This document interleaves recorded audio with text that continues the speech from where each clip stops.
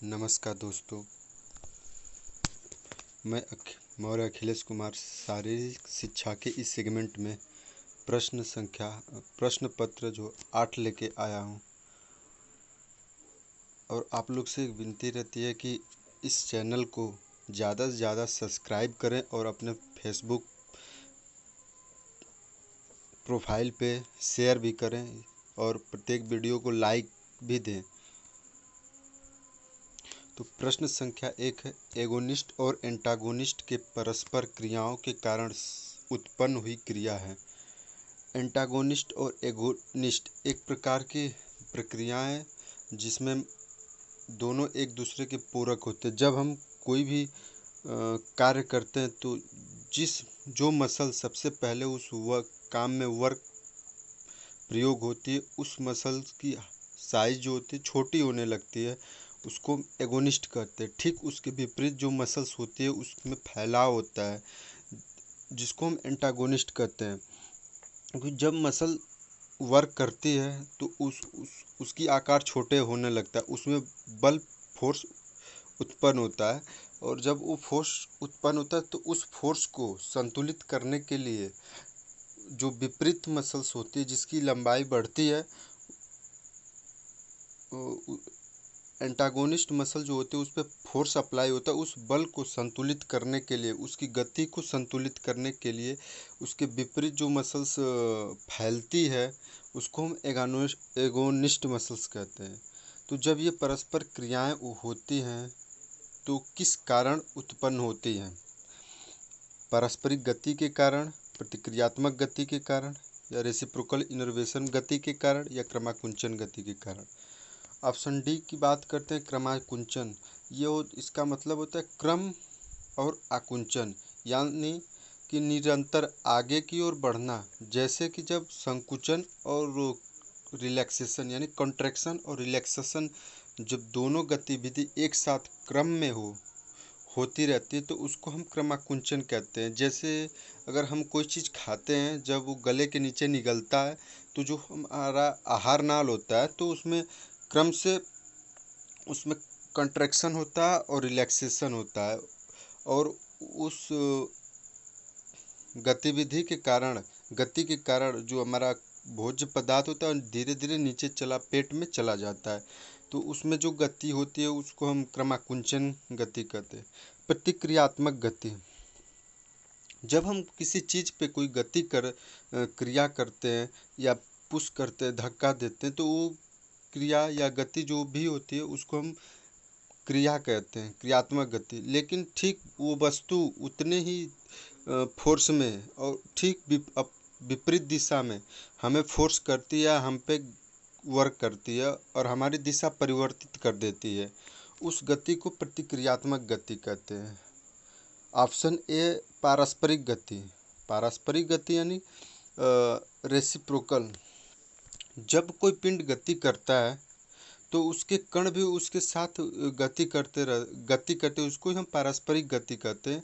और जो option B है रेसिप्रोकल इनर्वेशन, इस प्रश्न का सही उत्तर है, जिसमें और इस रेसिप्रोकल इनर्वेशन का अर्थ होता है कि जब कोई मसल्स कार्य करती है तो उसमें बल पैदा होता है और उस बल को संतुलित करने के लिए उसके जो विपरीत मांसपेशी होती है जिसको हम एगोनिस्ट कहते हैं, वो अब उसकी लंबाई बढ़ने लगती है। तो इस गति को हम रेसिप्रोकल इनर्वेशन कहते हैं। प्रश्न संख्या 2 है, तंत्रिका तंत्र के न्यूरॉन्स के प्रकार हैं। तंत्रिका तंत्र के न्यूरॉन्स के प्रकार कौन कौन हैं? संवेदी न्यूरॉन्स, मोटर न्यूरॉन्स, मिश्रित न्यूरॉन्स, या सभी? तो बात करते हैं हम तंत्रिका तंत्र की। तो शरीर की समस्त यानी कि सभी प्रकार की जो कोशिकाएं होती हैं उनके बीच जो क्रियाएं, उनके बीच सामंजस्य स्थापित करना, क्योंकि संपूर्ण शरीर एक इकाई के रूप में कार्य करे, इसलिए तंत्रिका तंत्र शरीर की समस्त अंग को, कोशिकाओं को, ऊतकों को के बीच एक सामंजस्य स्थापित करती है। यह तंत्र शरीर के सभी अंगों और भागों की क्रियाओं का नियंत्रण करता है, नियमन समन्वय करता है और समस्थिति उनको बनाए रखता है। और जो न्यूरॉन्स हैं वो क्या होता है, तंत्रिका तंत्र की ये कोशिकाएं हैं न्यूरॉन्स, जो मस्तिष्क से मांसपेशी तक सूचनाओं का आदान प्रदान करते हैं और उनका विश्लेषण करते हैं, जो कि 3 प्रकार के होते हैं, संवेदी न्यूरॉन्स, मोटर न्यूरॉन्स, मिश्रित न्यूरॉन्स।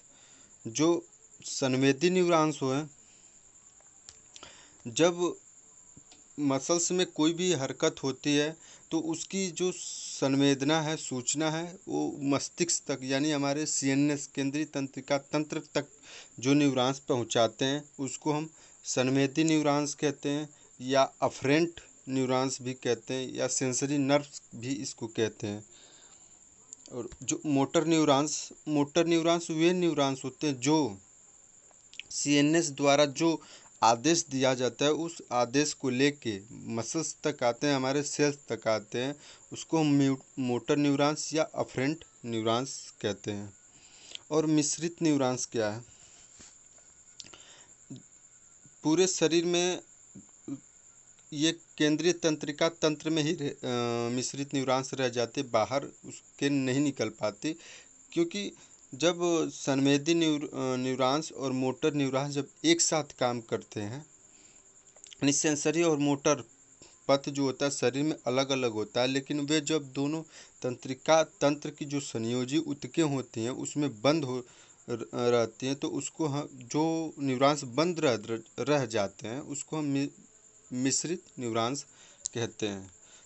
तो इस प्रश्न का सही उत्तर जो है ऑप्शन डी है सभी, क्योंकि तंत्रिका तंत्र के जो न्यूरॉन्स होते हैं वो 3 प्रकार के पाए, संवेदी न्यूरॉन्स, मोटर न्यूरॉन्स और मिश्रित न्यूरॉन्स होते हैं।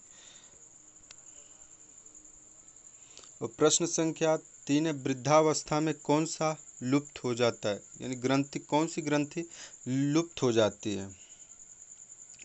तो अग्नाशय ग्रंथि, कार्डियक ग्रंथि, थाइमस ग्रंथि और थाइमोसियम ग्रंथि। तो ये जो ऑप्शन बी और डी है, कार्डियक ग्रंथि और थाइमोसियम ग्रंथि, ये किसी प्रकार की ग्रंथि नहीं होती है इस नाम की।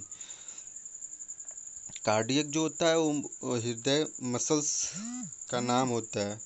तब अगर हम बात करते हैं अग्नाशय यानी कि हमारी पेनक्रियाज, तो पेनक्रियाज जो होता है एक प्रकार का अंतरस्रावी और बृहस्रावी दोनों प्रकार के ग्रंथि का काम करता है, और इसका जो होता है मुख्य रूप से इंसुलिन उत्पादन के रूप में जाना जाता है।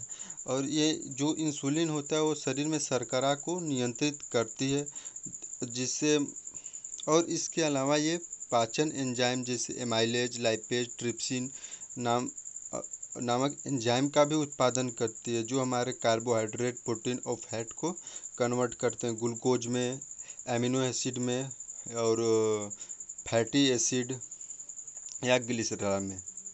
ठीक। और थाइमस ग्रंथि, इस प्रश्न का जो उत्तर है थाइमस ग्रंथि ऑप्शन सी है। ये जैसे जैसे हमारी उम्र बढ़ती जाती है इसका आकार छोटा होता जाता है और धीरे धीरे ख़त्म हो जाती है। इसका जो मुख्य कार्य होता है शरीर में रोग प्रतिरोधक क्षमता को बढ़ाने में सहायता करता है, जो कि इसमें से एक थाइमोसियम नामक हार्मोन्स का स्रावण करती है। थाइमोसियम नामक हार्मोन्स का स्रावण करती है, जो हमारे शरीर में रोग प्रतिरोधक क्षमता को बढ़ाने में मदद करती है। प्रश्न संख्या 4 है, खेल क्रीड़ा प्लेमेट्स का उदाहरण है। प्लेमेट्स जो होता है कि जैसे ये टीम गेम न होकर एक व्यक्तिगत खेल जो स्पोर्ट्स होता है उसमें प्लेमेट्स शब्द यूज होता है, और इसका अर्थ होता है कि एक जब 2 प्लेयर आमने सामने खेल रहे हैं तो एक बार ए प्लेयर मारेगा तो गेंद को खेलेगा या प्ले करेगा, तो उसके ठीक अगला जो स्टार्ट होगा वो दूसरे प्लेयर के माध्यम से होगा। जैसे अगर हम टेनिस खेलते हैं तो वहाँ पे एक शॉट एक ए प्लेयर मारता है, दूसरी शॉट पुनः बी मारता है। ये अल्टरनेट क्रम से दोनों लोग बॉल को मारते रहते हैं। या जैसे शतरंज में भी एक बार विपक्षी खेलता है, चाल चलता है, तो एक बार हम चाल चलते हैं। तो ये जो प्रक्रिया होती है उसको हम प्ले मेट्स कहते हैं। ठीक, यानी कि प्ले में खेलना और मेट्स में साथी के साथ खेलना, ताकि हम अल्टरनेट क्रम से गेम को जारी रखें। तो यहाँ पे जब हम ये टीममेट गेम नहीं होता है, तो यहाँ पे क्रिकेट और हॉकी वैसे ही ख़त्म हो जाता है।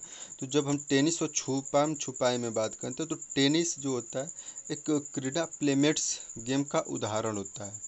अगर हम यहाँ प्रश्न से अगर क्रीड़ा शब्द हटा देते हैं, तो यदि प्रश्न पूछा जाए कि खेल प्लेमेट्स का उदाहरण क्या, तो यहाँ पे छुपम छुपाई शब्द, ये छुपम छुपाई जैसे ये स्थानीय खेल के रूप में जाना जाता है। इसमें क्या होता है कि प्लेमेट्स होता है, एक बार हम चोर होते हैं, फिर दूसरी बार दूसरा चोर हो जाता है, तीसरी बार तीसरा चोर हो जाता है। इस तरह खेल को आगे बढ़ाते रहते हैं। तो ये जो होता है निरुद्देश्य प्रकार का खेल है छुपम छुपाई। तो इसमें इसलिए इसको खेल प्लेमेट्स के रूप में छुपम छुपाई को जाना जाता है। और खेल क्रीडा प्लेमेट्स की बात करें तो टेनिस इस प्रश्न में उत्तर होगा। प्रश्न संख्या 5 है, 65 इंच के पुरुष में सेंट्रल ऑफ ग्रेविटी का औसत ऊंचाई पर होगा। यानी कि हमारी जो सेंट्रल ऑफ ग्रेविटी है, जहाँ पे किसी कोई वस्तु हो या व्यक्ति हो, कोई कुछ भी हो, उसका एक सेंट्रल ऑफ ग्रेविटी उसके अंदर होता है। एक काल्पनिक बिंदु है जहाँ पर उस व्यक्ति पर या वस्तु पर लगने वाला समस्त बलों का जो चार्ज होता है वो जीरो हो जाता है, या समस्त लगने वाला भार जिस बिंदु पे संतुलित होते हैं वो सेंट्रल ऑफ ग्रेविटी कहलाता है। और अध्ययन के मुताबिक देखा जाता है कि एक पुरुष में सेंट्रल ऑफ ग्रेविटी जो होती है उसकी ऊंचाई की 55% होती है। अगर हम पुरुष और महिला की सेंट्रल ऑफ ग्रेविटी की बात करें, तो जो महिला की सेंट्रल ऑफ ग्रेविटी होती है वो पुरुष की अपेक्षा नीचे होती है, क्योंकि उसकी जो पैल्विक गर्डर होता है वो पुरुष की अपेक्षा चौड़ा होता है। और पुरुष का जो सेंट्रल ऑफ ग्रेविटी है उसकी हाइट की 55% पर होती है। तो अगर व्यक्ति का हाइट इस प्रश्न में 65 इंच दे रखा है, तो अगर हम 65 इंच का 55% निकालें तो वो आएगा कैलकुलेट करने पे 36.5 इंच। ठीक, क्योंकि इस प्रश्न का जो उत्तर बनता है वो ऑप्शन ए 36.5 इंच होता है।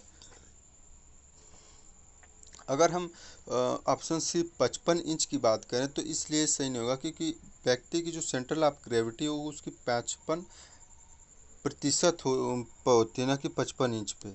और लंबाई के बराबर तो कभी हो ही नहीं सकता।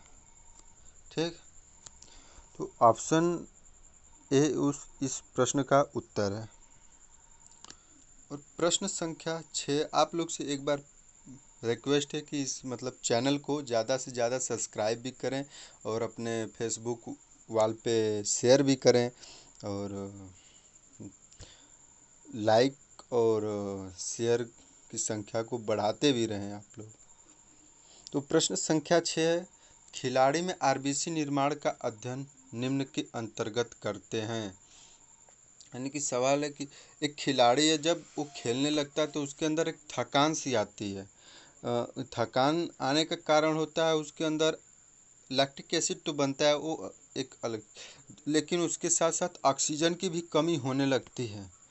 तो ऑक्सीजन की कमी होने का मतलब होता है कि आरबीसी का कम बनना, यानी कि आवश्यकता अनुसार उपलब्ध न होना, क्योंकि आरबीसी जो होता है रेड ब्लड सेल, वही लंग्स में आके के जो होता है ऑक्सीजन के अणुओं को एब्जॉर्ब करता है।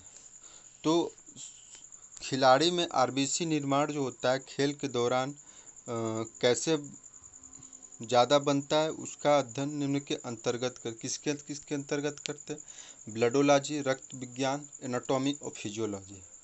तो जो ऑप्शन ए और सी है, ब्लडोलॉजी और रक्त विज्ञान, कोई शब्द नहीं है।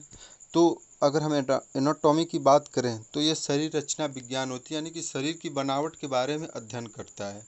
और जो फिजियोलॉजी है, शरीर के अंदर जो भी क्रियाएं हो रही हैं, गतिविधियां हो रही हैं, चाहे वो भौतिकी यानी फिजिकल गतिविधि हो रही हो या बायोलॉजिकल जैव रासायनिक क्रियाएं हो रही हैं, उसकी जो अध्ययन किया जाता है वो फिजियोलॉजी के अंदर किया जाता है। तो आरबीसी का बनना एक फिजियोलॉजी कंडीशन होता है शरीर में।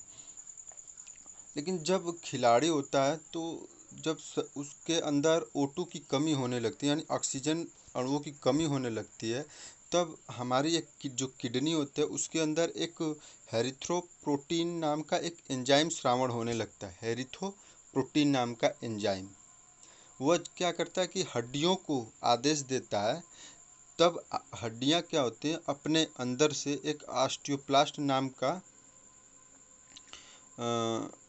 तब जो हड्डी की सेल होती हैं उसको ऑस्टियोप्लास्ट कहते हैं। हड्डियों की जो सेल होते हैं उसको हम ऑस्टियोप्लास्ट कहते हैं। और उस ऑस्टियोप्लास्ट में फैट जो इकट्ठा रहता है वो आरबीसी में कन्वर्ट होने लगता है। तो जब वो आरबीसी अधिक बनने लगता है तो फिर वो ब्लड में आता है, ब्लड से फिर लंग्स में जाता है और अधिक ऑक्सीजन को कैरी करता है। नेक्स्ट है प्रश्न संख्या 7। फास्ट रिकवरी की प्रक्रिया को आसान बनाया जा सकता है। फास्ट रिकवरी क्या है? फास्ट रिकवरी जब खिलाड़ी खेल समाप्त होने के बाद वो स्थिर होता है तो जितनी तेज़ी से वो उसकी जो हार्ट बीट होती है सामान्य अवस्था में आती है तो उसको हम फास्ट रिकवरी की प्रक्रिया कहते हैं। उसको आसान बनाने के लिए हम क्या क्या करते हैं देखते हैं। ऑप्शन ए है माइटोकॉन्ड्रिया को उत्तेजित करके, बी में मसल एनर्जी स्टोर करके, एनर्जी ड्रिंक लेके, कार्डियक आउटपुट बढ़ा के। देखिए एनर्जी ड्रिंक हम तो खेल के दौरान लेते हैं एनर्जी मिलने के लिए ताकि हमें थकान ना हो। और मसल एनर्जी स्टोर करके, मसल एनर्जी स्टोर हम कोई भी खेल एक्टिविटी करते हैं या ट्रेनिंग देने जाते हैं तो उससे पहले हम मसल्स एनर्जी को स्टोर करते हैं ताकि खेल के दौरान वो काम आए। और माइटोकॉन्ड्रिया को उत्तेजित कर, माइटोकॉन्ड्रिया को शरीर का ऊर्जागृह भी कहते हैं, जिसमें जो होता भोज्य पदार्थ जो भी हम लेते हैं वो ग्लाइकोजन के रूप में इकट्ठा होता है। जब हम काम करने शुरू करते तो ग्लाइकोजन को एटीपी एडीपी और एनर्जी के रूप में बदलता है। और जो प्रश्न का सही उत्तर बनता है वो ऑप्शन डी है, कार्डियक आउटपुट बढ़ाकर। क्योंकि जब हम खेल समाप्त होता है उस समय शरीर थकान की स्थिति में रहती है, उसको रिकवरी के लिए ज़्यादा ऑक्सीजन की सबसे ज़्यादा ज़रूरत होती है। तो जितना तेज़ी से हमारा कार्डियक आउटपुट मतलब कि हर मिनट जो ब्लड पंप हो रहा है शरीर से, जितना ब्लड करने की जो क्षमता होती है उसको हम कार्डियक आउटपुट कहते हैं। तो जब हृदय जितनी तेज़ी से हमारा ब्लड बॉडी को सप्लाई करेगा उतनी तेज़ी से ऑक्सीजन मिलेगा, और जितनी तेज़ी से ऑक्सीजन मिलता है शरीर उतनी तेज़ी से स्थिर अवस्था में या संतुलित अवस्था या रिकवरी अवस्था में आ जाती है, पुनर्वस्था में, एक सामान्य अवस्था में आ जाती है। ठीक। प्रश्न संख्या 8 है, एड्रिनोकार्टिकोट्रॉपिक हार्मोन से प्रभावित होता है। एड्रिनोकार्टिकोट्रॉपिक हार्मोन्स, एड्रिनोकार्टिकोट्रॉपिक हार्मोन्स जो होता है वो हमारे एड्रिनल ग्लैंड से स्रावित होता है, जो पिट्यूटरी ग्लैंड द्वारा नियंत्रित की जाती है। एड्रिनोकार्टिकोट्रॉपिक जो है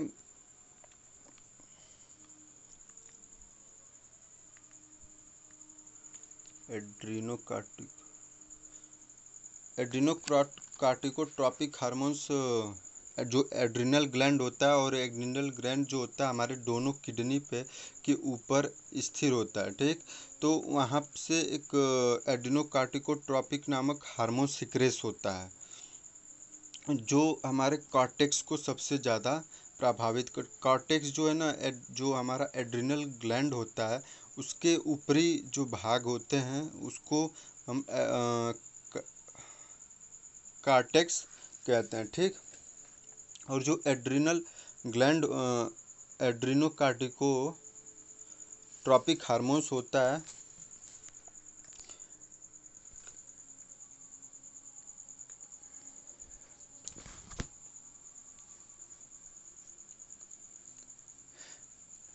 एड्रिनोकार्टिकोट्रॉपिक हार्मोन्स जो होता है कि इसकी अगर कमी होने लगती है शरीर में तो हमारी जो एड्रिनल ग्रंथि होती है उसकी कार्य क्षमता कम होने लगती है। और जब इसकी मात्रा शरीर में बढ़ जाती है तो इसमें एक कुशिंग रोग होता है। कुशिंग रोग की अगर पहचान कहें तो जैसे चेहरों की जो रक्त वाहिनियाँ होती हैं वो फूल सी जाती है, तो वो प्रक्रिया जो होती है उसको हम कुशिंग रोग कहते हैं, ठीक। और पैराथायराइड जो ग्लैंड होता है, पैराथायराइड ग्रंथि हमारी जो गर्दन में थायराइड ग्रंथि होती है उसी में ये दो जोड़े यानी कि 4 पैराथायराइड ग्रंथि पाई जाती है। इसका कार्य होता है शरीर में जो कैल्शियम और फास्फोरस होता है उसको उसका संश्लेषण करती है, और शरीर में जो आयंस होते हैं कैल्शियम आयन और फास्फोरस आयन, उन इन आयनों को मतलब संतुलित रखती है, जिससे कि हमारा जो नर्व्स इम्पल्स होते हैं सही क्रम से यानी कि जो हमारा न्यूरॉन्स है उसका ट्रांसमिशन यानी आदान प्रदान सूचनाओं का सही तरीके से हो सके, ठीक। और किडनी जो है एक उत्सर्जन तंत्र का मुख्य अंग है जिसमें रक्त जाकर छनता है और उसके माध्यम से उसके जो भी हार्मफुल तत्व ब्लड में रहते हैं वहाँ पे किडनी के पार्ट्सों द्वारा अवशोषित कर लिए जाते हैं, और जो शुद्ध रक्त बचता है उसको आगे प्रक्रिया के लिए भेज देती है। तो एडिनो जो कार्टिकोट्रॉपिक हार्मोन्स होता है उससे कॉर्टेक्स जो होता है उसके ऊपर का लेयर वो प्रभावित होता है। प्रश्न संख्या 9 है, यह सुमेलित करने वाला है। जैसे सूची 1 जो होता है उसमें दिया है विभिन्नता, क्रीड़ा, खेल, व्यक्तिगत भिन्नता, और इसके आगे सूची 2 दिया थकान, शारीरिक उल्लास और व्यक्तिगत। तो अगर विभिन्नता की बात करें तो प्रत्येक जो व्यक्ति होता है उसके अंदर विभिन्न प्रकार के गुण होते हैं, पहचान होते हैं।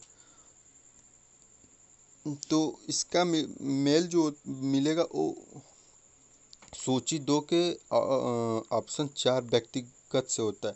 क्रीड़ा क्रीड़ा यानी कि खेल, जब हम कोई भी खेल खेलते हैं, गतिविधि करते हैं तो जो जिसका कोई उद्देश्य होता है उसके अनुसार हम जैसे कि ट्रेनिंग ले रहे हैं या कोई खेल खेल रहे हैं तो उसमें हमारे शरीर को थकान मिलती है, ऊर्जा बर्न होता है और शरीर मसल्स काम करते हैं जिससे वो थकान में आती है।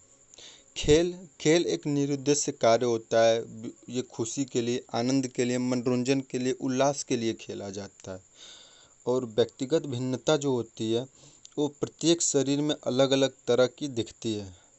तो अगर इस प्रश्न का अगर मेल मिलाया जाए तो विभिन्नता का जो मेल मिलेगा वो व्यक्तिगत से मिलता है। यानी ऑप्शन बी में बात अगर करें तो क्रीड़ा से थकान की अनुभूति होती है और खेल से उल्लास की अनुभूति, और व्यक्तिगत विभिन्नता से शारीरिक क्षमता का मिलान होता है। तो इस प्रश्न का जो सही विकल्प है वो ऑप्शन बी है, सही होता है। अब प्रश्न संख्या 10 पे आते हैं। अभिकथन यानी इंडियाना मोटर फिटनेस टेस्ट ताकत मापने के लिए है, क्योंकि इंडियाना मोटर फिटनेस टेस्ट जो होता है सन 1844 में अमेरिका में इसको बनाया गया था।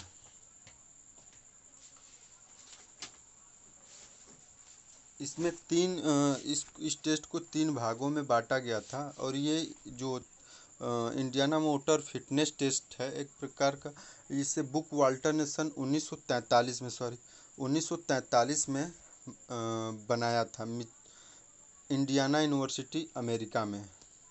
और इसको 3 भाग में बांट दिया था, 3 कैटेगरीज में। पहला कैटेगरी जो था वो कॉलेज मेंस के लिए था, दूसरा कैटेगरी जो था high school boys and girls के लिए था, और तीसरी जो कैटेगरी में बांटा था एलिमेंट्री स्कूल चिल्ड्रन के लिए।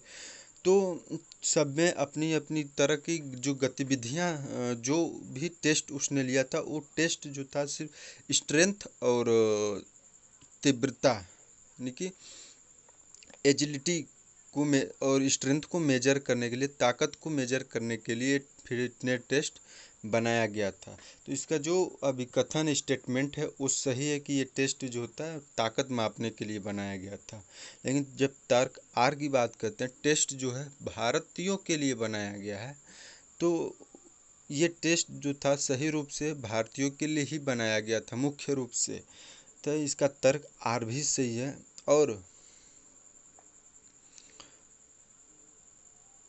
अगर हम इसकी व्याख्या की बात करें तो इसकी व्याख्या ये नहीं करता है, व्याख्या तब करता है जब ताकत के लिए जो टेस्ट अगर इस प्रश्न में दिया होता तर्क में कि जैसे वर्टिकल जंप, फ्लोर पुशअप की बात करता, स्ट्रेडल चेन की बात करता जब तर्क में, तब ये इसकी तर्क यानी व्याख्या करता कि, लेकिन इसके दोनों के विशेषता के बारे में बताया गया। इसलिए अभिकथन ए और तर्क आर दोनों सही है लेकिन व्याख्या नहीं करते।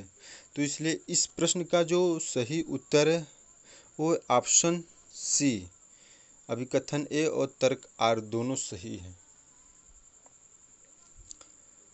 और ये हमारा जो है शारीरिक शिक्षा का व्हाट्सएप ग्रुप का लिंक है, जिसको भी अगर इस ग्रुप को ज्वाइन करना है आप लोग को, तो ज्वाइन इस लिंक पे क्लिक करके ग्रुप को ज्वाइन करें। और आप लोग से फिर से एक रिक्वेस्ट रहेगा कि इस चैनल को ज़्यादा से ज़्यादा सब्सक्राइब करें, शेयर करें, और लाइक्स के साथ साथ अपने फेसबुक, इंस्टाग्राम या जो भी सोशल साइटें हैं उस पर आप शेयर भी करें। इसके लिए आप लोग को धन्यवाद।